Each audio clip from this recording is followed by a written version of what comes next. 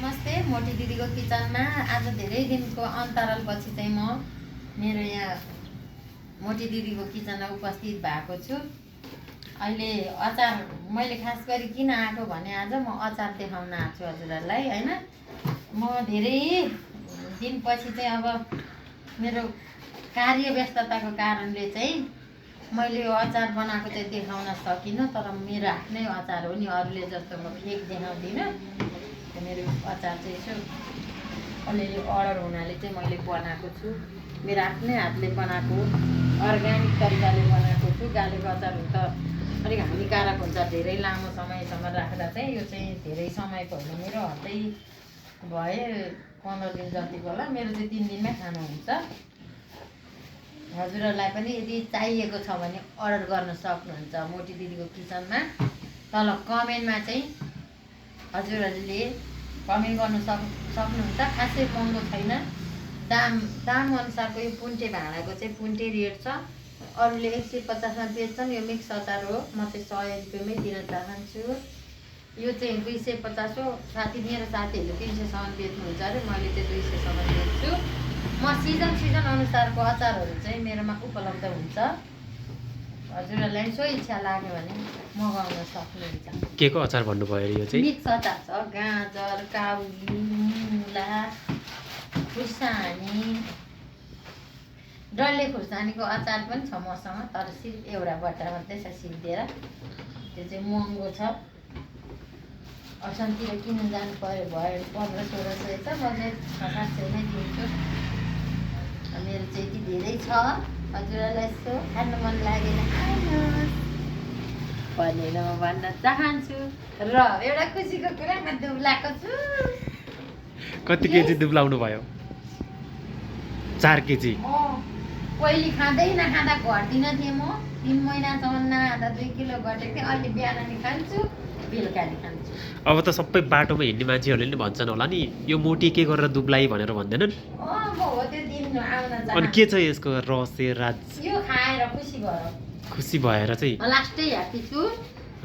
जीवन जिउनलाई आफू खुसी हुनु पर्दो रहेछ। अनि दुब्लाइदो रहेछ। यो खानपानको व्यवस्था मिलेन ब्यालेन्स पनि मिल्नु पर्ने रहेछ। सुतेन भने मोटाइदो रहेछ। तनावको पनि भन्नु न, तनावको पनि होला, तनाव पनि व्यवस्थापन गर्न सक्नु पर्ने रहेछ आफूले आफूलाई।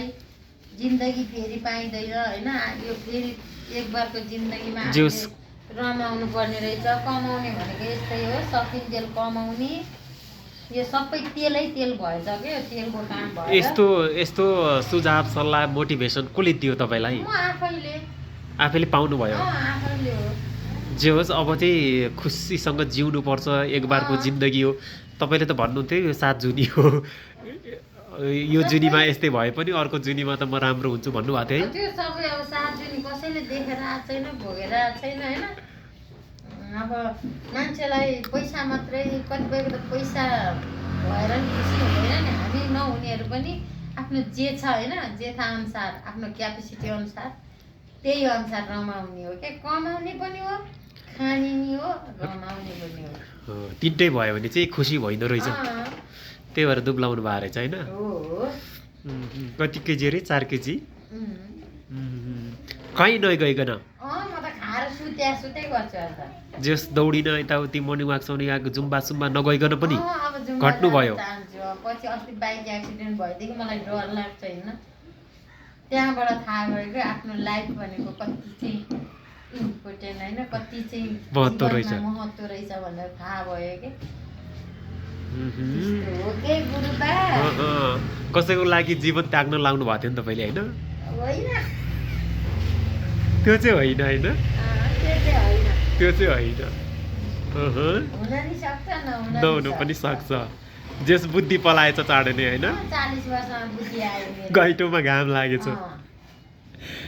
जे होस्, ल अब के भन्नुहुन्छ तपाईँको दर्शकबिनहरूलाई? मेरो दर्शकबिनहरूलाई म के भन्न चाहन्छु भने मोटी दिदीको किचनमा यसो भिजिट गर्नुहोस्, सब्सक्राइब गर्नुहोस्। यदि गर्नु भएको छैन बेल आइकनको घन्टी नि बजाइदिनुहोस् र मोटी दिदीलाई माया गरिदिनुहोस्। मोटी दिदीको अचार पनि अर्डर गर्नुहोस्। मान्छे अनुसारको रमाडो छ। दाम अनुसारको भाँडा छ।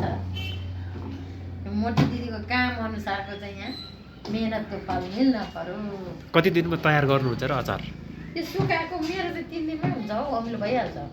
आफ्नो मिठो नमिठो भनेको हात अनुसार हो र मसला पनि हो। म चाहिँ खासै त्यो जे पाए त्यही हाल्दिनँ, जस अर्ग्यानिक टाइपले आफै खान्छु।